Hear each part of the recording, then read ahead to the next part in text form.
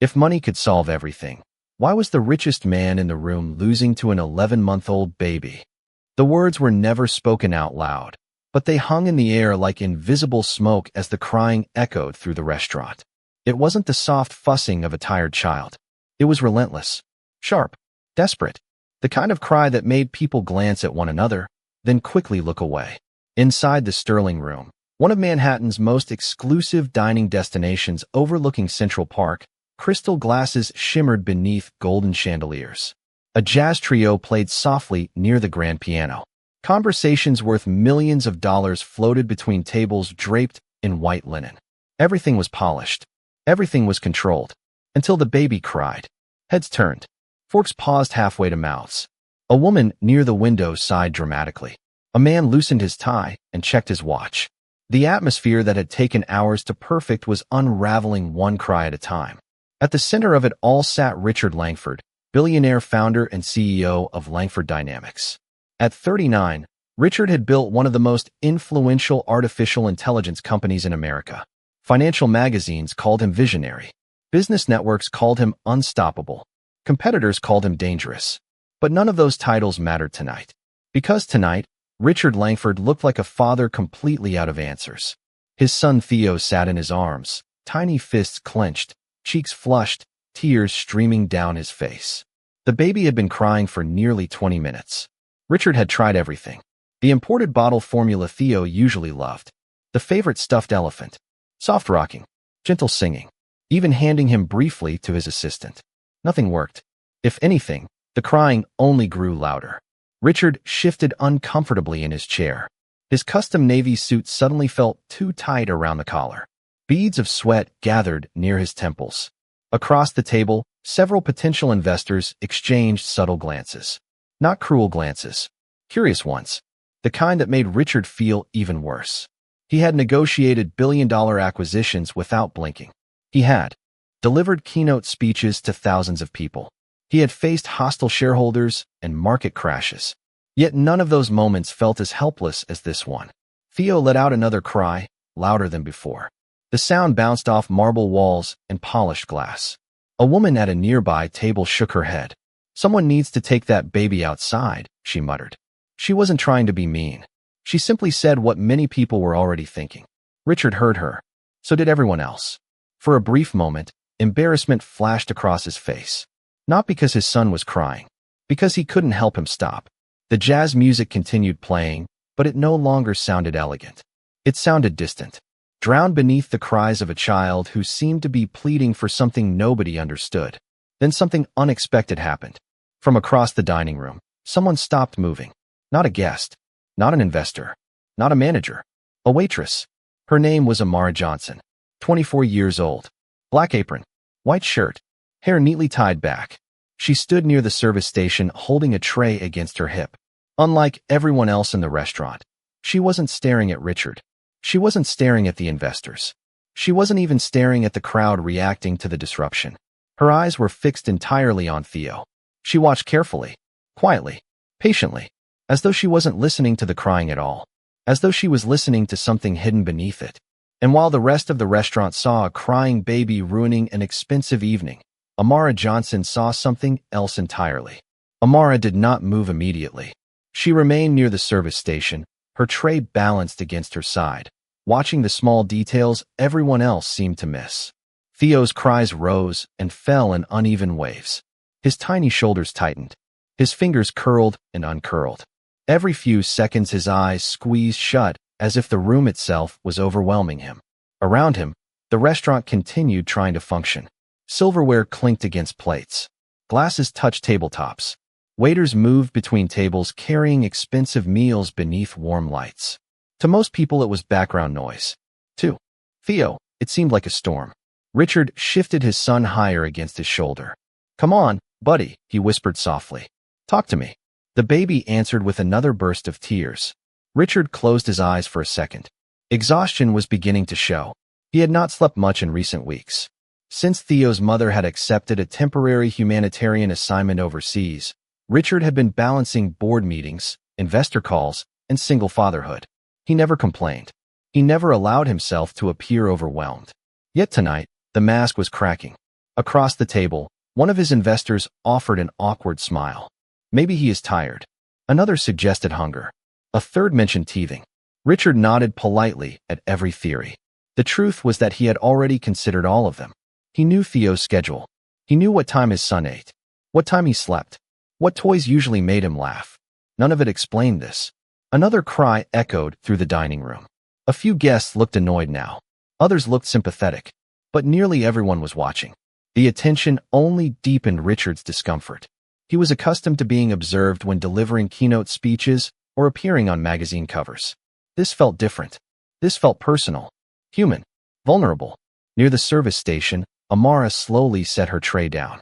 Something about Theo's behavior reminded her of another child. A memory surfaced from years earlier. Her younger brother Marcus at age 6. Bright, kind, sensitive. Certain sounds had overwhelmed him. Certain lights had upset him. Crowded places had sometimes felt impossible. Amara remembered sitting beside him during difficult moments, learning to recognize signs before anyone else noticed them. She remembered how often adults misunderstood what he was experiencing. They assumed he was being difficult when he was actually struggling. The memory lingered as she watched Theo. Another detail caught her attention. Every time a nearby table erupted into laughter, Theo's crying intensified. Every time a server carrying dishes passed close by, he flinched slightly. Amara narrowed her eyes. She was beginning to see a pattern. Not everyone noticed. Patterns. Some people noticed status, wealth, expensive watches, luxury cars. Amara noticed people. She noticed fear hiding behind confidence, sadness hiding behind smiles. And tonight she noticed something hidden inside a baby's tears. Richard rubbed a hand across his face. He looked around the restaurant, and for the first time seemed unsure of what to do next. The powerful executive who could command an entire boardroom now looked like a father standing alone in unfamiliar territory. And as Theo cried once more, louder than before, Amara took a slow breath. The feeling growing inside her was no longer uncertainty. It was conviction. She believed she knew what the child needed. The only question was whether anyone in that room would be willing to listen to a waitress. Amara wiped her hands on her apron and stepped away from the service station. The decision felt larger than the few feet separating her from Richard's table. She knew exactly how it would look. A waitress approaching one of the most powerful executives in the country with advice nobody had asked for. In places like the Sterling Room, people noticed uniforms before they noticed people. Still, Theo's cries continued, and every second strengthened her conviction. She moved carefully between tables while conversations softened around her. Some guests watched with curiosity. Others barely noticed. Richard was too focused on his son to see her coming until she stopped beside the table. "Excuse me, sir," Amara said gently. Richard looked up. The exhaustion in his eyes was impossible to miss. "Yes." She glanced at Theo, then back at Richard. "I think I may be able to help." For a moment, silence settled between them. Not hostile silence. Surprised silence. Richard blinked. Across the table, one investor raised an eyebrow. Another shifted slightly in his chair. Amara had expected skepticism. She simply had not expected so many eyes to suddenly land on her at once. Richard adjusted Theo in his arms. "You have experience with children?" he asked. "Some," Amara answered honestly. "Enough to recognize a few things." Before Richard could respond, a voice interrupted from nearby.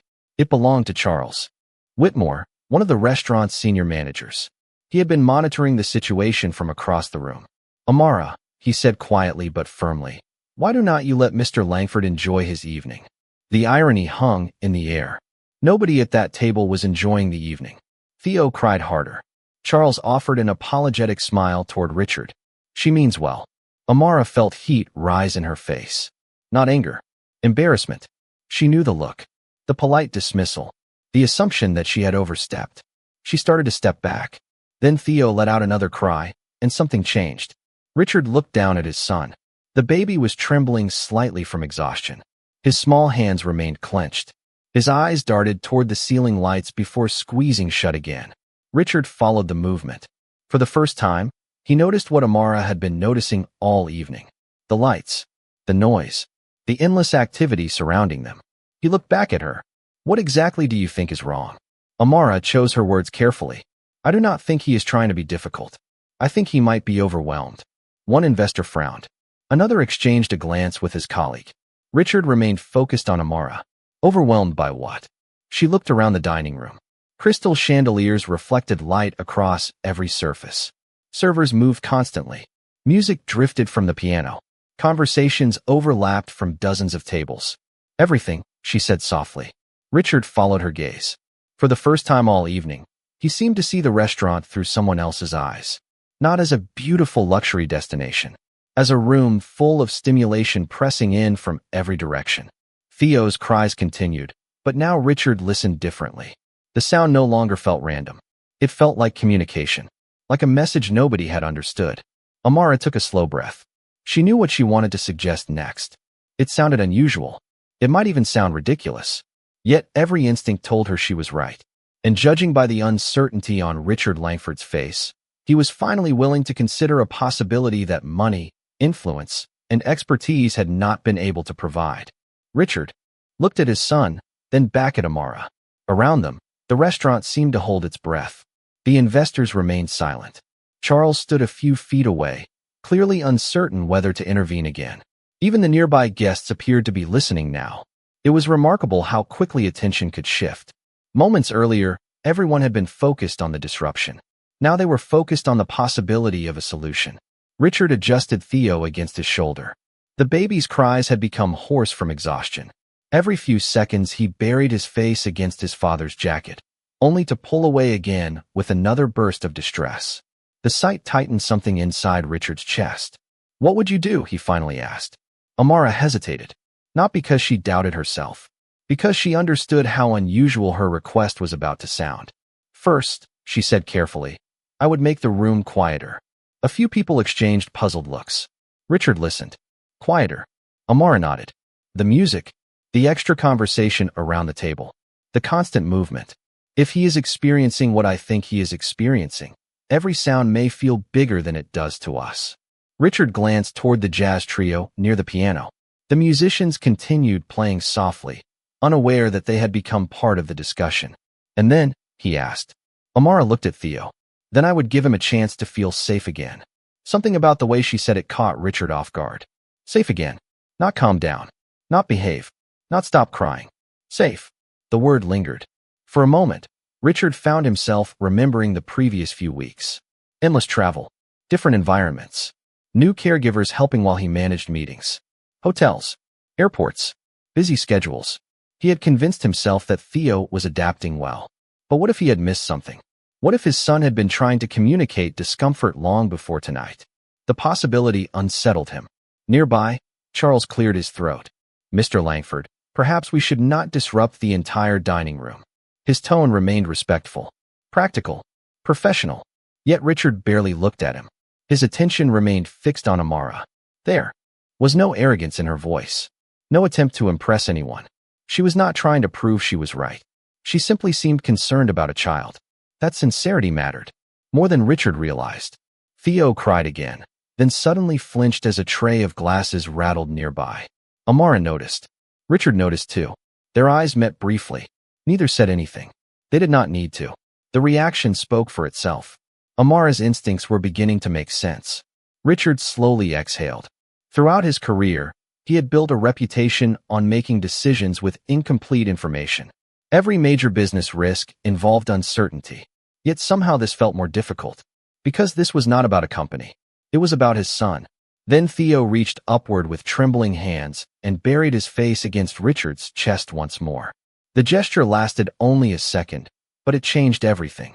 Richard's expression softened. The businessman disappeared. The father remained. "All right," he said quietly. "Tell me exactly what you need." Across the restaurant, several people looked surprised. Charles looked stunned. Amara blinked once, almost as if she had not expected him to agree so quickly. But Richard's decision had already been made. For the first time all evening, hope entered the room. Small, fragile, uncertain, yet unmistakably present. Amara nodded once, then looked around the dining room. The next few moments felt strangely delicate, as if an entire room balanced on a single decision. "Could we lower the music for a minute?" she asked. The request was simple, yet in a place built around atmosphere, it felt almost revolutionary. Richard glanced toward the musicians. "Please," he said. The pianist immediately eased his hands from the keys. The soft bass line faded. Within seconds, the elegant soundtrack that had filled the room all evening disappeared. A noticeable hush settled over the restaurant. Several guests looked around, confused by the sudden change. Others seemed relieved. Theo continued crying, but something subtle shifted. The intensity dipped for a brief moment before rising again. Amara noticed. Richard noticed too. "Now the lights," Amara said carefully. Charles hesitated. "The lights. Just a little lower," Amara replied. "Nothing dramatic." Charles looked uncertain. The Sterling Room was known for its signature lighting. Everything about the restaurant had been designed to create a specific experience. Yet Richard simply nodded. "Do it." A staff member adjusted the controls. The chandeliers softened slightly. The reflections dancing across the polished surfaces became gentler. The room still looked beautiful, but less intense, less demanding. Theo's crying paused for nearly 2 seconds. It was the first pause anyone had heard all night. Several nearby guests leaned forward. Richard looked down at his son. Hope flickered across his face. Amara took another step closer. "May I?" she asked softly. Richard hesitated for only a moment before carefully transferring Theo into her arms. The exchange drew attention from nearly every table. Some people looked skeptical. Others looked fascinated. A few seemed openly doubtful. After all, what could a waitress possibly do that a billionaire father could not? Amara barely noticed the audience. Her focus remained entirely on the child. Theo immediately tensed in her arms. His small face remained wet with tears. His breathing came in uneven bursts. Amara gently shifted her position and turned slightly away from the center of the room. She did not bounce him. She did not sing. She did not make exaggerated sounds or playful faces. Instead, she lowered her voice almost to a whisper. "You are okay," she said. "You are safe." Theo continued crying, but Amara remained calm, patient, steady. She slowly walked toward a quieter corner near a large window overlooking Central Park. Away from the busiest tables, away from the constant movement, away from the center of attention. Richard followed a few steps behind, uncertain but unwilling to interrupt. Amara sat carefully in a chair near the window and adjusted Theo so his head rested against her shoulder. Then she did something that seemed almost insignificant. She stopped talking entirely. No instructions, no distractions, no attempts to entertain him. Just stillness. The city lights shimmered beyond the glass. The restaurant remained unusually quiet. Seconds passed. Then something remarkable happened. Theo's cries became shorter, less urgent. His tiny fingers slowly loosened. The tension in his shoulders began to fade. Richard froze. He did not dare move. Around the room, conversation stopped again as people noticed the change. Nobody spoke. Nobody wanted to break whatever was happening. For the first time that evening, the child no longer looked frightened by the world around him. And for the first time all night, Richard Langford realized that the answer had never been about controlling the situation. It had been about understanding it. The transformation was so gradual that nobody noticed it at first. One cry became a whimper. One whimper became a shaky breath. Then another. Theo's tiny body, which had been rigid with distress for nearly half an hour, slowly relaxed against Amara's shoulder. The change spread through the restaurant like a silent wave. Guests who had been preparing to leave remained seated. Servers paused in place. Even the investors at Richard's table found themselves watching with complete attention. Nobody wanted to interrupt the moment. Amara remained perfectly still. She understood something many people overlooked. Sometimes comfort was not something you gave a child. Sometimes it was something you stopped taking away. The quieter corner near the window offered something Theo had not experienced all evening. Space. Predictability. Calm. His breathing began to slow. The desperate urgency disappeared from each breath. Richard stood only a few feet away, unable to take his eyes off his son. A strange mixture of relief and guilt settled over him. Relief because Theo was finally calming down. Guilt because he had not recognized what his son needed. He had assumed the answer was doing more. More toys. More soothing. More solutions. He had never considered that the answer might be less. Less noise. Less pressure. Less stimulation. Theo let out one final shaky cry before resting his cheek against Amara's shoulder. Then something happened that nobody expected. The room became completely silent. Not because anyone had asked for silence. Because everyone realized the crying. had stopped. Richard blinked. He looked around, as if confirming the reality of what had just happened. For the first time all evening, there were no tears. No desperate cries. No signs of panic. Theo's eyes remained open, but they looked different now. Calm. Curious. Safe. A quiet murmur spread across the dining room. Several guests smiled. One older woman near the window placed a hand over her heart. Another guest shook his head in disbelief. Richard took a slow step forward. "How did you do that?" he asked softly. Amara looked down at Theo before answering. "I did not make him stop crying." Richard frowned slightly. "What do you mean?" "I listened to what the crying was trying to say." The words landed with surprising weight. Richard looked at his son again. Theo was now staring peacefully toward the city lights beyond the glass. No fear. No tension. Just quiet observation. Amara gently adjusted the blanket around him. "Children cannot always explain what they feel," she continued. "Sometimes crying is the only language they have." Richard absorbed every word. Around him, billion-dollar negotiations and market forecasts suddenly felt very far away. This conversation mattered more. Charles approached slowly, his earlier skepticism completely gone. "You really saw all of that?" he asked. Amara smiled modestly. "Not everything. Just enough." Theo responded by reaching one tiny hand upward. His fingers brushed lightly against Amara's sleeve before settling back down. The gesture lasted less than a second, but it carried an unmistakable message. Trust. Richard felt emotion tighten his throat. For most of the evening, he had been trying to manage a problem. Amara had seen a child, and in that difference lay the answer nobody else in the room had been able to find. For several long seconds, nobody spoke. The silence felt almost unreal after the chaos that had filled the restaurant earlier. Theo rested comfortably against Amara's shoulder, blinking slowly as he watched the city lights beyond the glass. The contrast was impossible to ignore. Less than an hour ago, he had seemed trapped inside a storm that nobody understood. Now he looked peaceful, curious, present. Richard stood beside them, struggling to process what he had just witnessed. Throughout his career, he had built systems designed to solve complicated problems. He believed every challenge had a solution if enough resources were applied to it. Yet tonight, the answer had not come from a consultant, a specialist, or an expensive service. It had come from a young waitress who simply paid attention. One of the investors approached cautiously. "I have never seen anything like that," he admitted. Amara smiled politely. "Children tell us what they need all the time. We just have to learn how they communicate." The investor nodded slowly, clearly thinking about her words. Nearby, several guests returned to their meals, but the atmosphere had changed. Earlier, many of them had viewed the crying as an interruption. Now they viewed the situation differently. They had witnessed a human moment. Something genuine. Something impossible to manufacture. An elderly gentleman seated near the window raised his glass slightly toward Amara in silent appreciation. She noticed and offered a small smile in return. Charles stood beside Richard, still trying to reconcile what had happened. "I owe you an apology," he said quietly. Amara looked surprised. "For what?" "For assuming you were making things more complicated." Amara shook her head. "You were trying to protect the restaurant." "And you were trying to protect a child?" Charles replied. The distinction lingered in the air. Richard looked down at Theo. His son had now become fascinated by the reflection of lights moving across the window. Every few seconds he reached toward them with tiny fingers. There were no tears, no signs of distress, only wonder. Richard felt a wave of emotion he had not expected.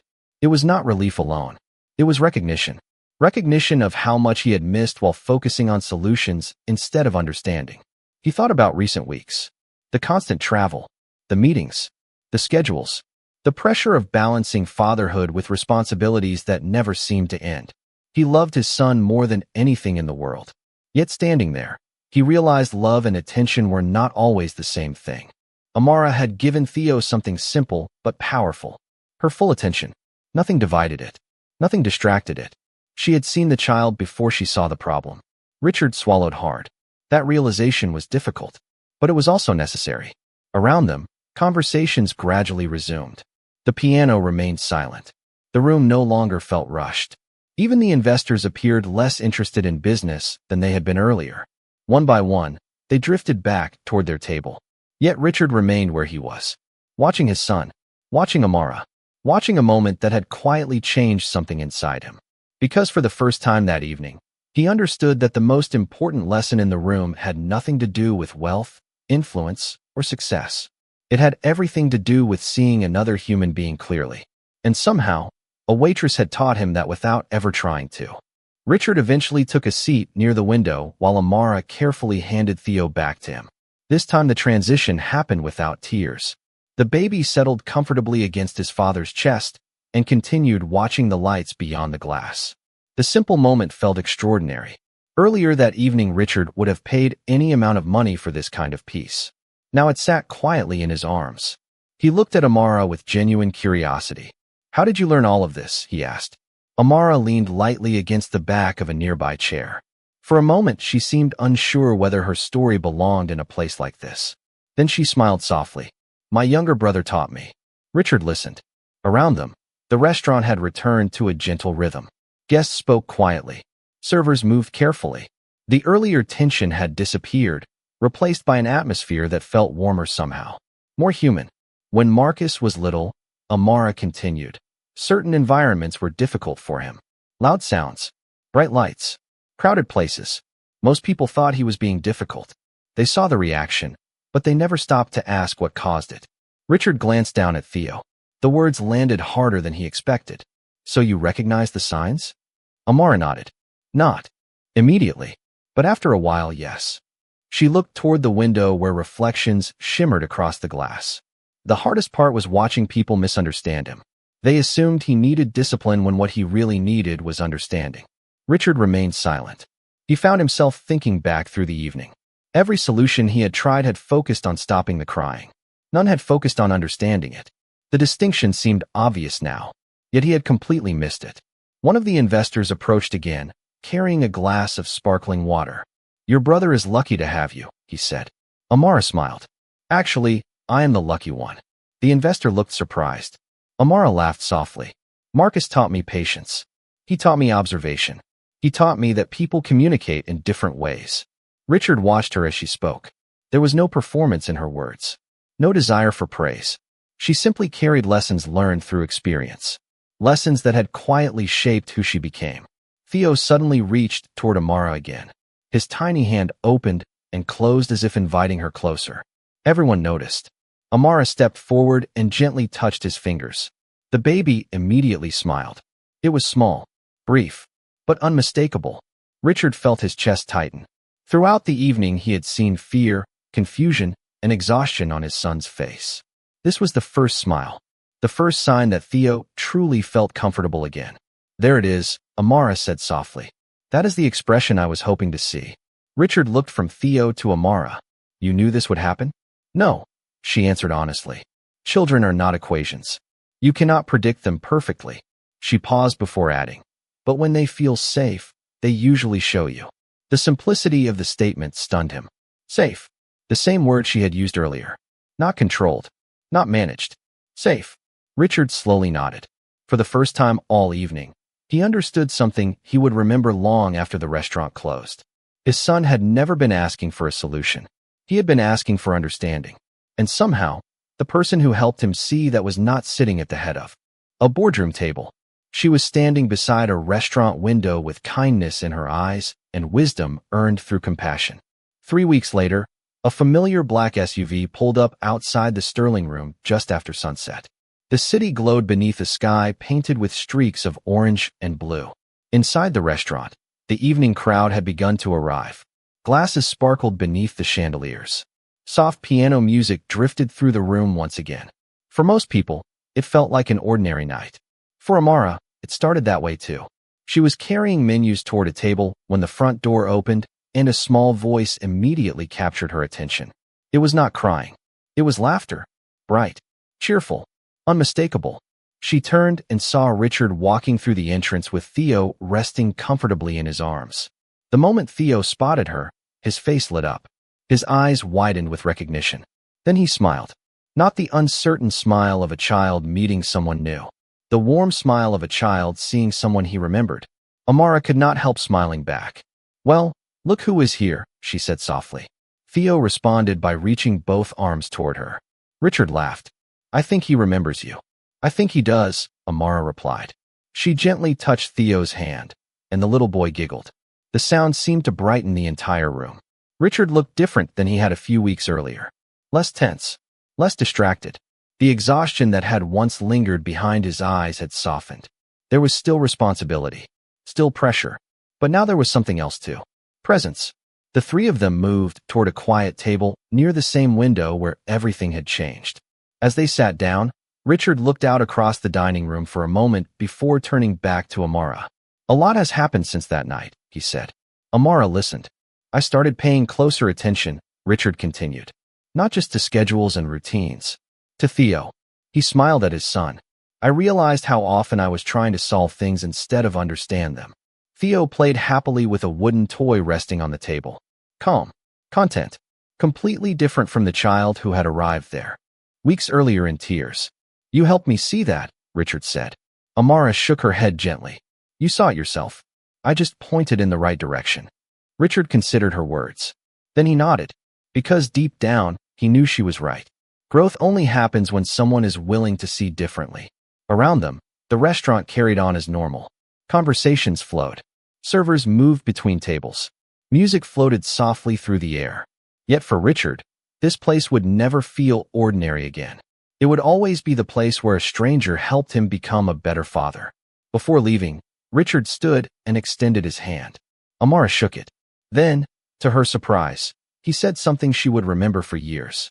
I spent most of my life believing leadership meant having answers, he said. That night taught me something better. Sometimes leadership begins with listening. Amara smiled. Theo waved his tiny hand in her direction as Richard carried him toward the exit. She waved back. Together they disappeared into the Manhattan evening. And as the restaurant door closed behind them, one truth remained. He had billions. She had understanding.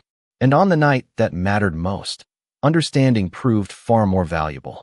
Power can fill a room. Money can impress a room.